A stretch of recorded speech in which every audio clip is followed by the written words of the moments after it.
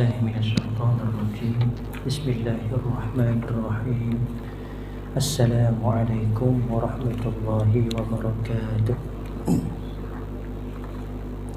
النبي المصطفى رسول الله صلى الله عليه وسلم وإلى أرواح والدينا ومعلمينا وذوي الحقوق علينا أجمعين الفاتحة أعوذ بالله من الشيطان الرجيم بسم الله الرحمن الرحيم الحمد لله رب العالمين الرحمن الرحيم مالك يوم الدين إياك نعبد وإياك نستعين اهدنا الصراط المستقيم صراط الذين أنعمت عليهم غير المغضوب عليهم ولا الضالين آمين إن الحمد لله نحمده ونستعينه ونستهديه ونستغفره ونعوذ بالله من شرور أنفسنا ومن سيئات أعمالنا من يهده الله فلا مضل له ومن يضلله فلا هادي له أشهد أن لا إله إلا الله وأشهد أن محمدا عبده ورسوله اللهم صل وسلم على سيدنا محمد وعلى آله وأصحابه أجمعين سبحانك لا علم لنا إلا ما علمتنا إنك أنت العليم الحكيم رب اشرح لي صدري ويسر لي أمري واحلل عقدة من لساني يفقه قولي أما بعد. Yang dimuliakan Tuan Nazir, Tuan Imam, Tuan Bilal, pegawai serta ahli jawatan kuasa Masjid As-Sabirin, Kampung Bukit Canggang, yang dimuliakan para alim ulama asatizah di kalangan tuan-tuan dan juga puan-puan, seterusnya muslimin muslimat hadirin hadirat. Alhamdulillah, pertama dan selama-lamanya kita merafakkan kesyukuran kehadiran Allah Subhanahu wa taala atas izin dan rahmatnya dapat kita berkumpul pada malam ini bagi menyambung pengajian kita dalam kitab Faham Faraid karangan Al-Fadil Ustaz Hilmi Hanis bin Muhammad. Kuliah kita pada hari Jumaat minggu yang keempat dan hari Isnin juga minggu yang keempat. Jadi kebetulan Jumaat minggu lepas minggu yang keempat, hari ini Isnin minggu yang keempat. Jadi nampak macam selang 2 hari saja. Dia cantiknya Isnin tu minggu keempat, lepas tu Jumaat minggu yang sama, baru nampak. Jadi ada gap jauh sikit. Jadi belum sempat rindu dah jumpa balik dah. Tuan-tuan muslimin muslimat yang dirahmati Allah, Nabi SAW bersabda, ta'allamul fara'idha wa'allimuha fa innaha nisful ilmi wa huwa yunsa wa huwa awwalu syai'in yunza'u min ummati. Yang bermaksud pelajarilah ilmu faraid. Nabi SAW pesan kepada kita, kepada umat, supaya pelajarilah ilmu faraid serta ajarkan kepada manusia. Sesungguhnya kata Nabi, ia adalah setengah daripada ilmu dan ia akan dilupakan. Dan sesungguhnya ia adalah ilmu yang pertama yang akan dicabut dari umatku. InsyaAllah tuan-tuan, mudah-mudahan malam ini termasuk dalam perkara yang kita lakukan mengikut perintah Nabi SAW, iaitu mempelajari tentang faraid. Dan mudah-mudahan bila kita dah tahu, kita akan sampaikan kepada, terutamanya kepada ahli keluarga kita, isteri kita, anak-anak kita, kaum-kaum keluarga yang terdekat. InsyaAllah malam ini kita akan sambung pada muka surat 36. Masih lagi sumber hukum yang kedua, iaitu berkait tentang hadis Nabi SAW. Hadis yang keempat. An Jabir anin Nabi sallallahu alaihi wasallam qala izastahalla al-mauludu waritha. Daripada Sayyidina Jabir radhiyallahu anhu, daripada Nabi sallallahu alaihi wasallam bersabda, apabila bayi yang baru dilahirkan menangis, yakni mempunyai tanda bernyawa, maka dia berhak mendapat pusaka. Nanti kita akan jumpa dalam satu bab di belakang nanti, iaitu berkait tentang janin, anak yang berada dalam kandungan. Adakah dia termasuk dalam waris ataupun tidak? Ringkasnya termasuk. Nanti kita akan jumpa. Dalam hadis ini Nabi SAW menekankan bahawasanya apabila seseorang manusia itu dilahirkan dan menangis ini bermakna ada tanda dia hidup, ada tanda dia bernyawa, maka mempunyai harta bagi dia ini mempunyai hak untuk mewarisi pusaka, walaupun tak lama lepas tu dia meninggal dunia. 5 minit menangis, tahu-tahu meninggal dunia, na'udzubillah. Dia juga ada pusaka. Perlu ke ustaz dia dapat pusaka? Dia masih lagi bayi, perlu. Kerana daripada dia ada waris-waris dia juga, iaitu ayahnya, ibunya, kemudian siapa lagi? Adik-beradiknya yang terdekat. Sampai adik-beradik lelaki, perempuan. Kalau ada ayah bermakna sampai ayah saja, adik-beradik terhalang. Hadis yang kelima, wa an Amru bin Shu'aib an abihi an jaddihi qala Rasulullah sallallahu alaihi wasallam laisa lil qatili minal mirathi syai'un, rawahu an-Nasa'i. Daripada Amru bin Shu'aib, daripada bapanya, daripada datuknya, katanya Rasulullah sallallahu alaihi wasallam telah bersabda, tiada bagi seorang pembunuh itu sesuatu daripada harta pusaka. Hadis riwayat An-Nasa'i. Hadis ini jelas Nabi sallallahu alaihi wasallam menegaskan tidak ada pewarisan kepada orang yang membunuh. Bila kata membunuh ini bermakna dia membunuh bapanya, maka dia terhalang. Dan dalam mazhab Al-Imam Asy-Syafi'i radhiyallahu anhu, apa jua jenis pembunuhan maka ianya termasuk, maknanya terhalang daripada mewarisi pusaka. Sekalipun pembunuhan tersebut pembunuhan yang tidak sengaja. Contoh, saya bagi contoh yang mungkin tuan-tuan beranggapan takkan ni pun termasuk.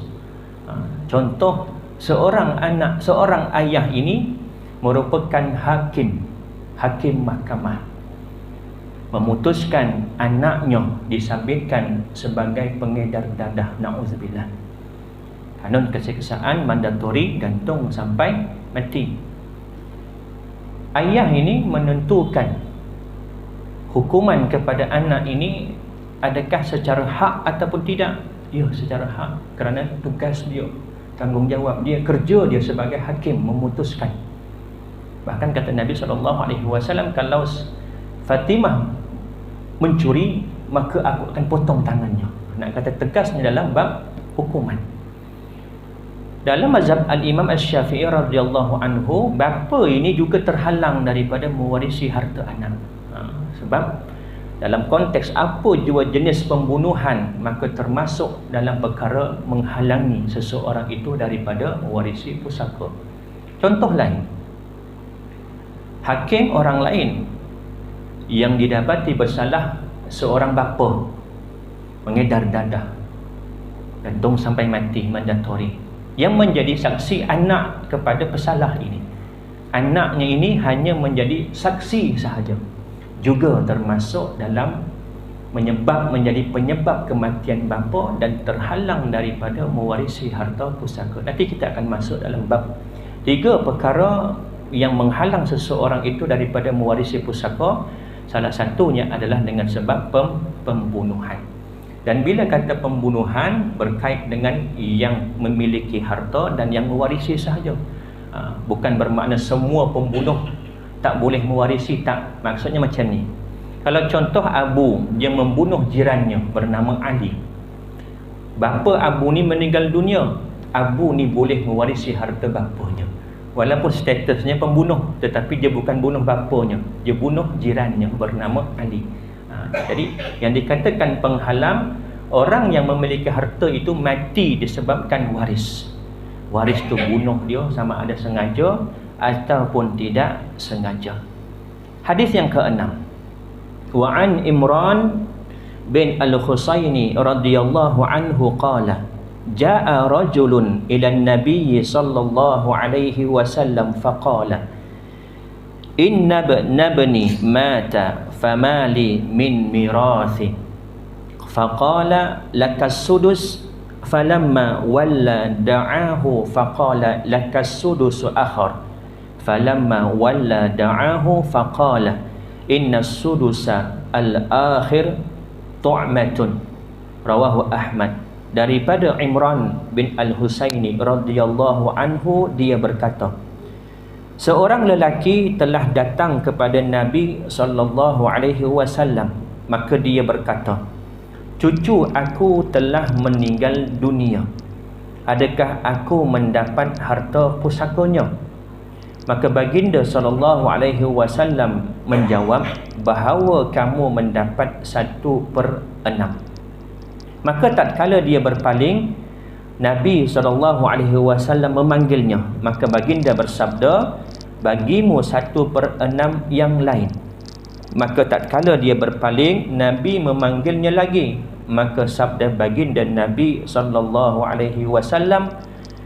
bahawasanya 1/6 yang lain itu lebih atas yang ditakdirkan, yakni difardukan. Ini ketetapan bagi waris datuk. Bila kata datuk, merujuk kepada ayah kepada ayah.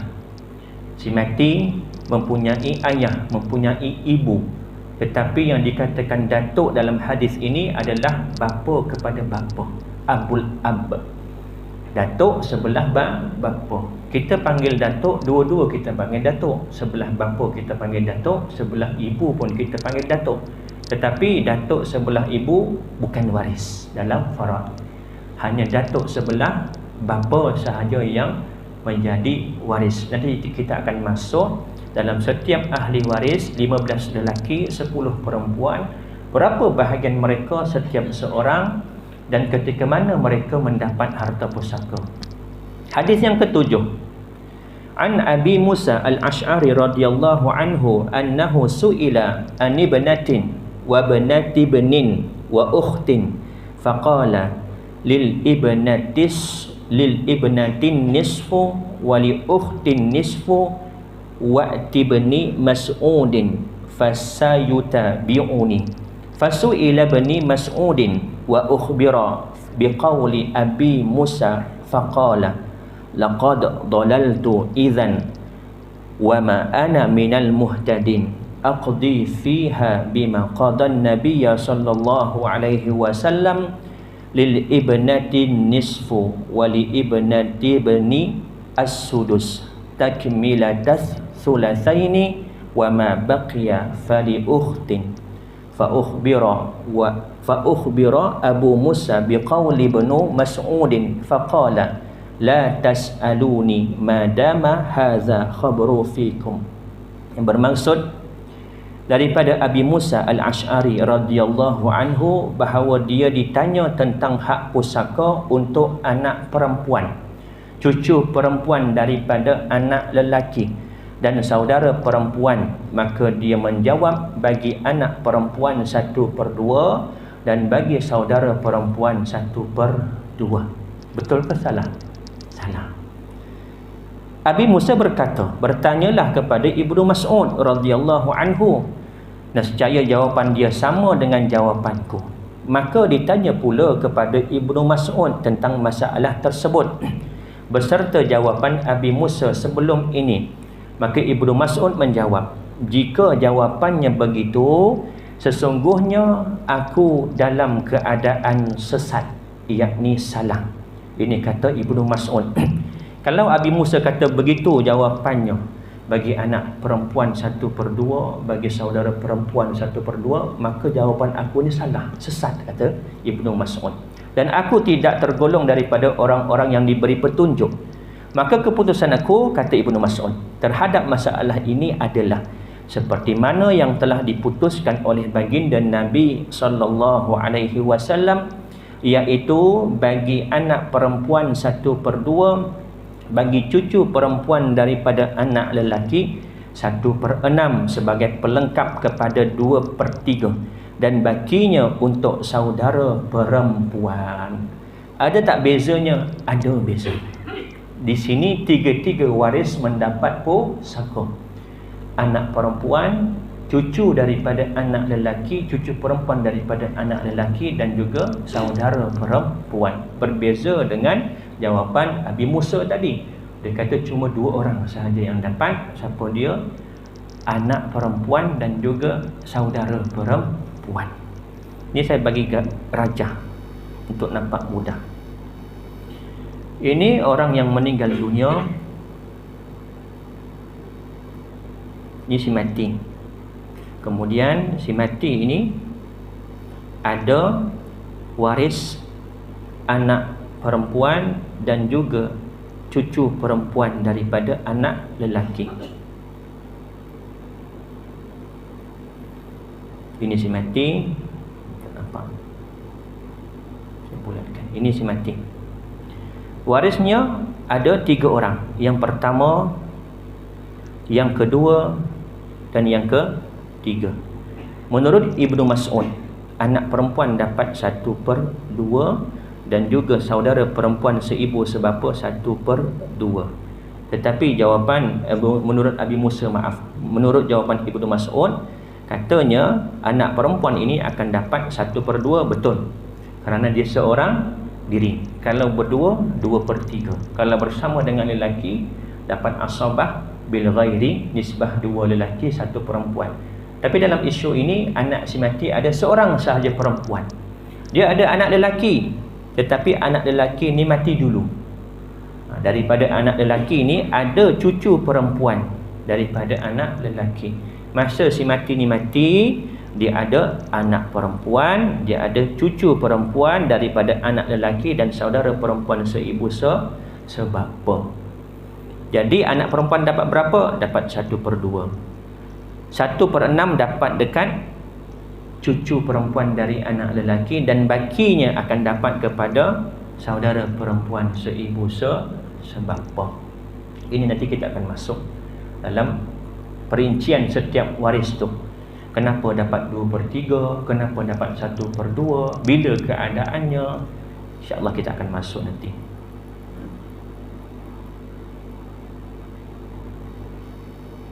Kemudian dimaklumkan kepada Abi Musa tentang keputusan Ibnu Mas'ud. Lalu dia berkata, jangan kamu bertanya kepada aku lagi selagi ada sahabat ini, yakni Ibnu Mas'ud, di kalangan kamu. Bermakna apa yang kita faham daripada jawapan Abi Musa, dia mengakui bahawasanya jawapan dia salah. Jawapan Ibnu Mas'ud lebih tepat dan lebih betul. Hadis yang ke-8. An Jabir qala Ja'atim ra'atu Sa'di bin Ar-Rabi' ila Rasulillah sallallahu alaihi wasallam faqalat ya Rasulullah hatani ibnata Sa'di bin Rabi' qutila abuhuma ma'aka fi yaumi Uhudin syahidan wa inna ammahuma akhadha malahuma falam yada' lahuma malan wala tunkihani illa walahuma malun faqala yaqdillahu fi dhalik fanazalat ayatul mirath fa arsala Rasulullah sallallahu alaihi wasallam ila ammihima faqala u'tib natai Sa'din thulathaini wa ummuhuma as-thumun wa ma baqiya fahuwa laka. Daripada Sayyidina Jabir. Hadis ini hadis yang masyhur. Ini antara hadis sebab turunnya ayat tentang miras, ayat yang ke-11 dari surah An-Nisa. Kisahnya diceritakan dalam hadis ini daripada Sayyidina Jabir bahawa isteri Sa'ad bin Rabi'.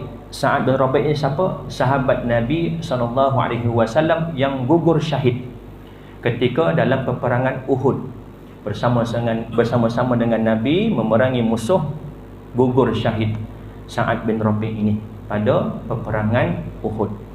Isterinya datang bertemu dengan Rasulullah SAW. Maka dia berkata, ya Rasulullah, 2 orang anak perempuan ini adalah anak Sa'ad bin Rabi'. Bapanya telah mati syahid ketika bersamamu semasa peperangan Uhud. Kemudian bapa saudara kedua anak ini telah mengambil harta pusaka mereka tanpa meninggalkan apa-apa harta untuk mereka. Bapa saudara kepada anak-anak ini merujuk siapa? Saudara kepada Sa'ad bin Rabi', adik-beradik Sa'ad bin Rabi'.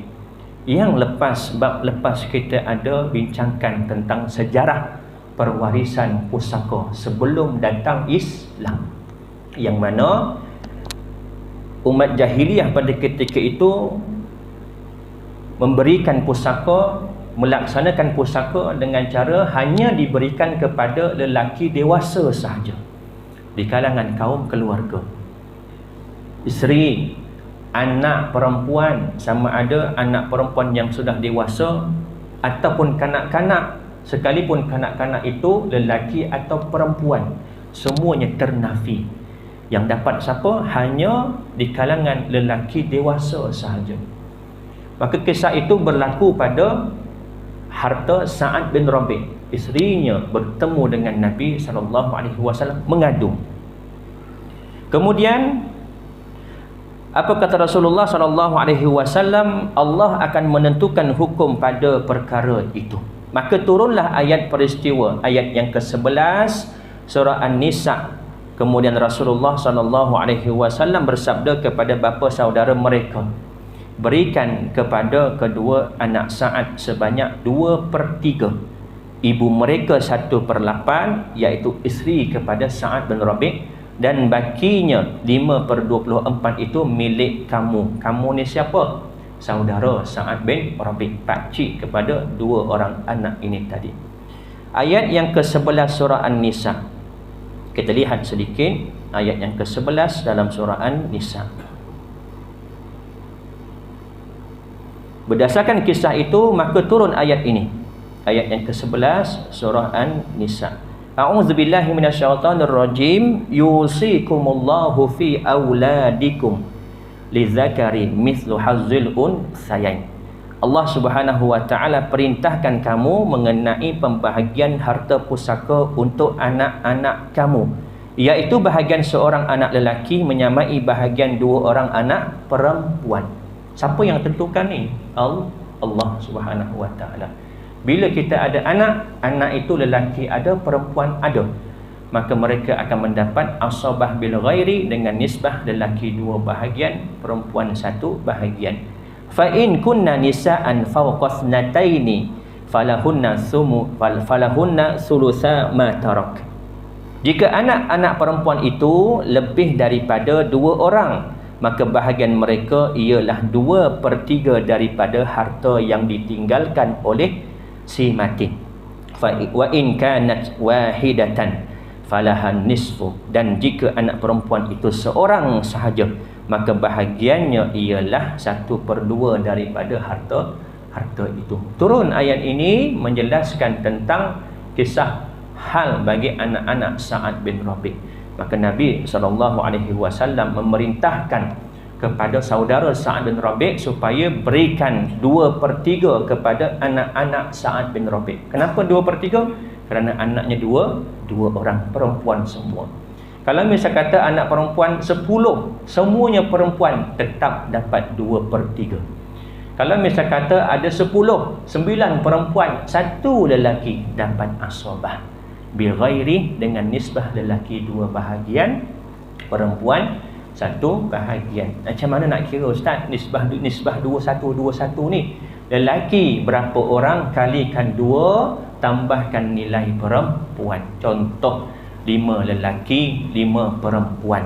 Yang 5 lelaki kalikan 2, 5 kali 2 10.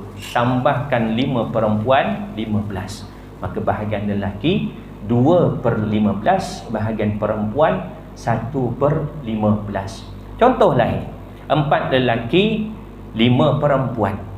4 yang lelaki kalikan dengan 2, 4 kali 2 8. Tambah dengan 5.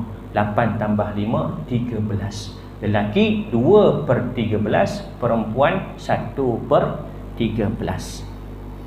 Kisah ini merupakan sebab turunnya ayat yang ke-11 surah An-Nisa. Dan kalau tuan-tuan perhatikan, ayat-ayat faraid ini diturunkan dalam surah An-Nisa. Antara hikmah antara hikmah kerana Islam ini datang untuk menaikkan martabat wanita. Apa makna an-nisa? Wanita, perempuan. Bahasa Arabnya an-nisa, surah an-nisa, surah wanita. Nak menaikkan martabat wanita yang mana sebelum datangnya Islam, mereka ini ternafi daripada mewarisi pusaka. Maka datang Islam menaikkan martabat mereka, diberikan bahagian mereka. Lirrijali nasibum mimma tarakal walidani wal aqrabin walin nisa'i nasibum. Lelaki juga ada bahagian daripada harta pusaka kaum keluarga dan kerabat. Begitu juga perempuan ada bahagian mereka daripada pusaka kaum keluarga dan kerabat. Dua-dua ada. Islam datang menaikkan martabat kaum wanita. Pandangan sahabat, setengah masalah pembahagian harta pusaka tidak diterangkan cara menyelesaikannya di dalam Al-Quran dan hadis. Di antara masalah tersebut ialah, ini masalah-masalah, ada 4 masalah yang tak ulama dan para sahabat tak jumpa penyelesaiannya dalam Al-Quran dan juga sunnah Nabi SAW.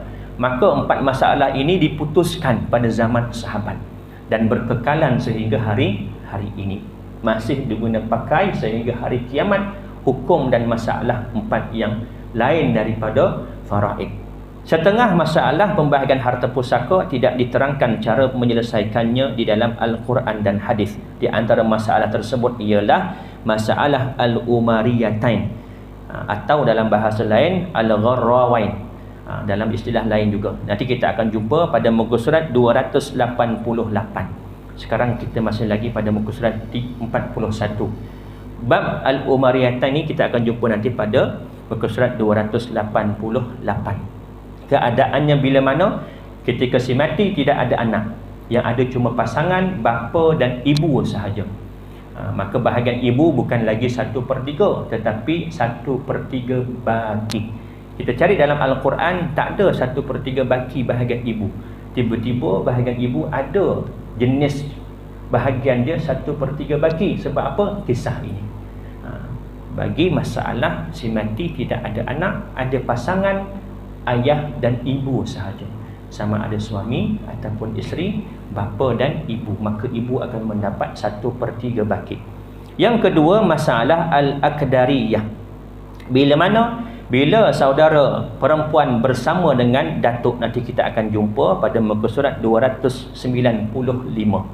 Masalah yang ketiga nanti al-mushtarakah, pada muka surat 292. Dan yang keempat, masalah datuk bersama dengan saudara, al-jaddu ma'al ikhwah, pada muka surat 272. Oleh itu, para sahabat yang mahir tentang ilmu faraid mengeluarkan ijtihad mereka dalam menyelesaikan masalah-masalah ini. Penjelasan lebih lanjut boleh dirujuk mengikut tajuk bagi masalah-masalah tersebut di dalam buku ini. Nanti kita akan jumpa pada muka surat yang dinyatakan nanti. Rukun pusaka. Rukun, bila kata rukun, apa beza rukun dengan syarat sah?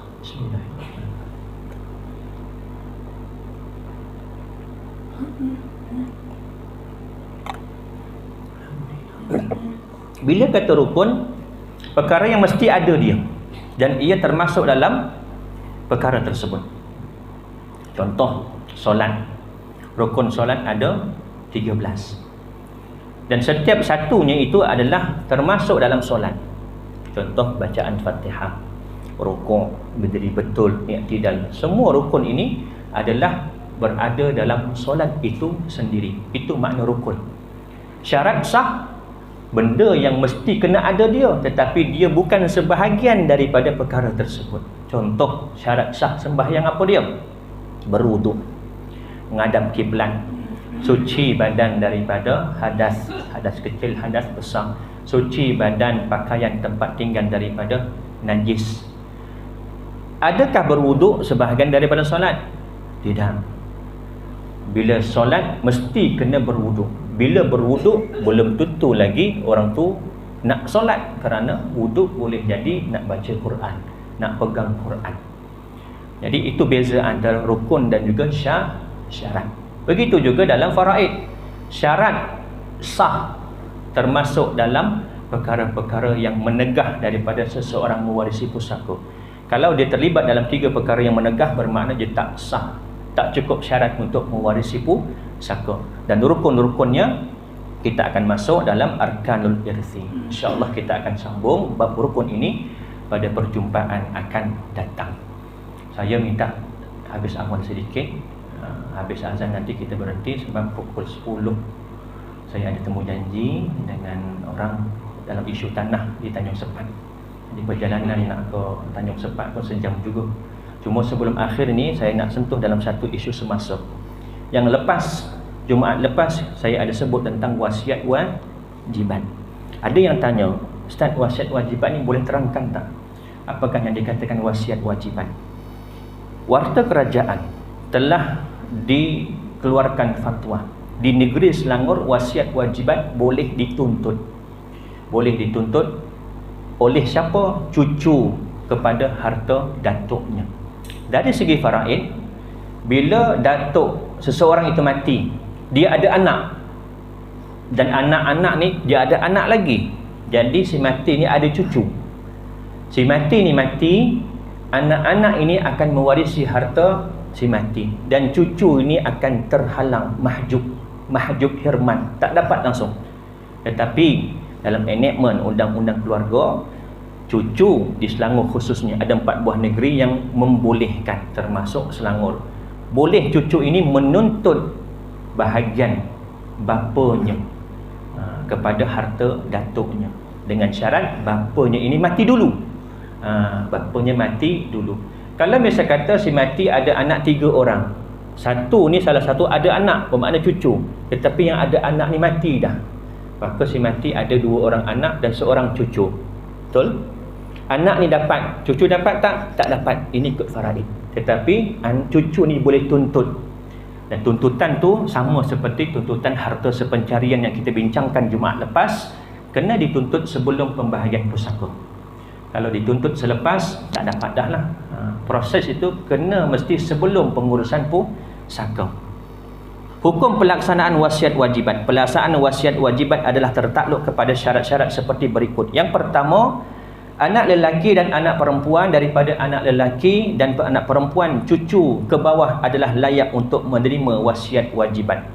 Yang kedua, hendaklah kedua ibu bapa mereka meninggal dunia terlebih dahulu daripada atuk atau nenek atau ibu atau bapa meninggal dunia serentak dengan atuk atau nenek dalam kejadian yang sama atau berlainan. Saya buat rajah di sini supaya kita nampak. Ini si mati, dia ada anak lelaki, anak perempuan. Daripada anak lelaki, anak perempuan ni ada lagi anak lelaki, anak perempuan. Kita nak bincangkan bagi cucu ini. Ini ada anak lelaki lagi contoh. Mati bapanya. Azan. Kita beri doa azan isyak dulu. Kemudian kita sambung sedikit je insya-Allah. Tak banyak pun.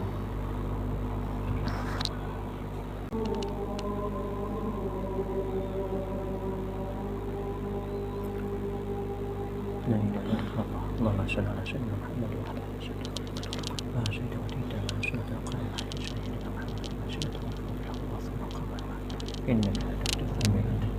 sikit dalam 5 minit sebelum ini. Sambung sedikit tadi. Anak lelaki yang pertama, pelaksanaan wasiat wajibat adalah tertakluk kepada syarat-syarat seperti berikut. Yang pertama, anak lelaki dan perempuan daripada anak lelaki dan anak perempuan, iaitu cucu ke bawah adalah layak untuk menerima wasiat wajibat. Bermakna siapa? Yang ni yang saya bulatkan ni, cucu. Kalau ikut faraid, cucu ni terhalang kerana ada anak lelaki dan juga ada anak perempuan, maka cucu ni mahjub hirman, tak dapat dari segi faraid, tetapi dia boleh tuntut atas nama wasiat wajibat. Yang kedua, hendaklah kedua ibu dan bapa mereka meninggal dunia terlebih dahulu daripada atuk atau nenek atau ibu atau bapa meninggal dunia serentak dengan atuk atau nenek dalam kejadian yang sama. Mesti syaratnya bapa kepada cucu ni mati dulu sebelum daripada datuk ni mati. Contoh datuk mati 2023, bapa kepada cucu ni mati 2020. Dia kena mati dulu, baru cucu ni ada kelayakan untuk menuntut. Dan bila kata wasiat wajibat, tak semestinya daripada cucu anak lelaki, cucu anak perempuan juga boleh tuntut. Ini anak perempuan, kes yang sama, mati dulu maknya, cucu ni boleh tuntut harta. Dari segi faraid, dia bukan waris. Anak kepada anak perempuan bukan waris. Yang dikatakan cucu sama ada ibnu ibn, anak lelaki daripada anak lelaki, ataupun bintu ibn, anak perempuan dari anak lelaki. Cucu dalam bahasa Arab, dia ada satu persatu istilah tu, satu persatu cukup. Kita tak cucu je, semua kita kata cucu. Cucu daripada anak perempuan kita panggil cucu, cucu daripada anak lelaki pun kita panggil cucu. Tetapi dalam faraid hanya sebelah anak lelaki sahaja. Tetapi wasiat wajibat boleh tuntut, apa jenis cucu boleh tuntut, sama ada dari anak lelaki atau anak perempuan. Yang ketiga, cucu lelaki dan perempuan bukan merupakan waris kepada harta pusaka datuk. Sekiranya mereka merupakan waris ke atas harta pusaka secara fardu atau ta'sib, ta'sib ni maknanya asabah, maka mereka tidak layak untuk mendapat wasiat wajibat, walaupun bahagiannya sedikit berbanding wasiat wajibat. Dalam hal ini, anak lelaki dan anak perempuan ini adakah waris dari segi faraid? Tidak. Dia terhalang disebabkan ada anak lelaki dan anak perempuan. Yang keempat, maka dia boleh tuntut sebab dia tak ada bahagian dalam faraid. Yang keempat, sekiranya anak lelaki atau anak perempuan berlainan agama dengan ibu bapa atau terlibat dengan pembunuhan ibu atau bapa, maka dia tidak berhak mendapat wasiat wajibat daripada harta pusaka datuknya. Bukan salah cucu ni, salah ayah atau ibunya. Sama ada murtad, na'udzubillah, atau menyebabkan kematian datuk dia sebagai pembunuh, maka cucu ini tak berhak. Kerana yang dikatakan berhak ni atas sebab bapa, atas sebab maknya yang mati dulu. Kalau seandainya mak atau bapanya yang mati dulu ada halangan daripada mewarisi pusaka, dia juga terhalang daripada mewarisi, bukan mewarisi, menuntut wasiat wajibat tadi. Yang seterusnya, sekiranya anak lelaki atau anak perempuan berlainan agama, kita dah sebut tadi. Yang seterusnya, sekiranya datuk atau nenek telah memberikan harta kepada cucunya melalui hibah, wakaf, wasiat dan sebagainya dengan kadar yang sepatutnya diterima oleh anak lelaki atau anak perempuan mereka, sekiranya mereka masih hidup, cucu tidak lagi berhak untuk mendapat wasiat wajibat. Sekiranya pemberian tersebut adalah kurang hak yang sepatutnya diterima oleh cucu daripada bahagian anak lelaki atau anak perempuan, maka hendaklah disempurnakan bahagian tersebut. Contoh, cucu ini tadi dah diberikan wasiat, dah ada bahagian dia. Ini wasiat wajibat tak termasuk, bukan, dia berbeza dengan wasiat. Istilahnya sahaja disebut sebagai wasiat wajibat. Kalau misalnya kata datuk ni dah buat wasiat 1/3 untuk cucu ni tadi, maka cucu ni dah tak berhak untuk menuntut wasiat wajibat. Seterusnya, anak akan mengambil bahagian faraid bapa dan ibu yang meninggal dunia terlebih dahulu daripada datuk atau nenek, dan kadar tersebut hendaklah tidak melebihi kadar 1/3 daripada nilai harta pusaka. Sekiranya bahagian tersebut 1/3 atau kurang daripada 1/3, maka pembahagian tersebut hendaklah dilaksanakan pada kadar tersebut. Sekiranya bahagian tersebut melebihi 1/3, maka hendaklah dikurangkan pada kadar 1/3, melainkan setelah mendapat persetujuan ahli-ahli waris yang lain. Maksudnya apa? Cucu ni hanya berhak menuntut maksimum 1/3 sahaja. Dan 1/3 ni bersih sebelum wasiat, bukannya bersih daripada harta awal. Sebab daripada harta awal tu kita dah bincangkan apa yang nak kena buat. Pengurusan jenazah, mandi, kafan, solat jenazah, ke bumi, kemudian hutang si mati tolak dulu siap-siap. Dah tolak hutang, ada berapa yang bersih? 1/3 itu maksimum yang boleh dituntut.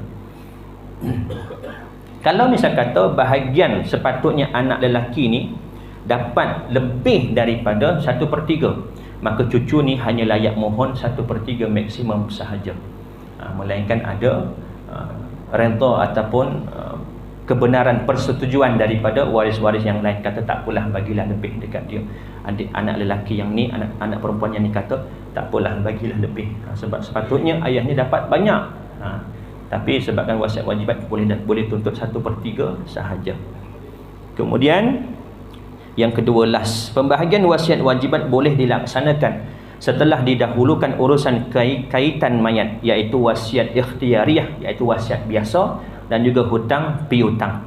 Kemudian pembahagian wasiat wajibah kepada cucu-cucu yang berhak adalah berdasarkan kepada prinsip faraid, iaitu seorang anak lelaki menerima bahagian-bahagian orang perempuan. Mengikut prinsip faraid, kalau contoh cucunya ada 2 orang lelaki perempuan, nilai yang dituntut 3 juta, maka lelaki 2 juta, perempuan 1 juta. Di mana nak tuntut ini? Di Mahkamah Tinggi Syariah.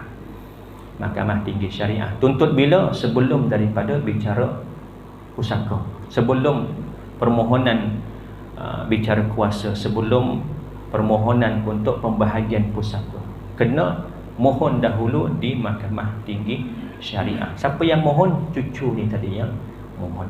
Kalau biasa kata ada beramai cucu, ayah maknya masing-masing meninggal dunia dulu sebelum atuk, dari segi faraid mereka terhalang. Mereka boleh berpakat untuk membuat tuntutan kepada bahagian mereka semua lamsam daripada 3 atau 4 orang anak yang mati dulu sebelum datuk. Dan bahagiannya 2 nisbah 1, 2 lelaki, perempuan 1. Wallahu a'lam. Saya rasa cukup sekadar itu. Ada soalan 1, 2 sebelum kita akhiri? Kalau tak ada, cukup sekadar itu. Yang baik itu datang daripada Allah, dan kurang lemah itu datang daripada kelemahan diri saya. Saya mohon maaf, mohon ampun. Andai terkasar bahasa, tergurus hadir tuan-tuan dan juga puan-puan, kita tangguh dengan tasbih kafarah dan suratul Asr. Subhanakallahumma bihamdika asyhadu an la ilaha illa anta astaghfiruka wa atubu ilaik. Bismillahirrahmanirrahim. Wal 'asr innal insana lafi khusr illa alladhina amanu wa 'amilus salihati wa tawassaw bil haqqi wa tawassaw bis sabr. Bismillahirrahmanirrahim. Alhamdulillahirabbil alamin. Wassalatu wassalamu ala asyrafil anbiya'i wal mursalin wa ala alihi wa sahbihi ajma'in. Allahumma faqihna fid din wa 'allimna at-ta'wil wa hdina siratal mustaqim, siratal ladzina an'amta 'alaihim minan nabiyyin was-siddiqin wasyuhada'i was-salihin. Allahumma arinal haqqa haqqan warzuqna ittiba'ah wa arinal batila batilan warzuqna ijtinabah. Allahumma inna na'udzubika min ilmi la yanfa' wa min qalbi la yakhsha wa min nafsi la yashba' wa min da'wati la yustajabu laha. Rabbana atina fid dunya hasanah wa fil akhirati hasanatan wa qina azaban nar. Wa sallallahu ala sayyidina Muhammad wa ala alihi wa sahbihi wa baraka wa sallam. Alhamdulillahirabbil alamin. Assalamualaikum warahmatullahi wabarakatuh.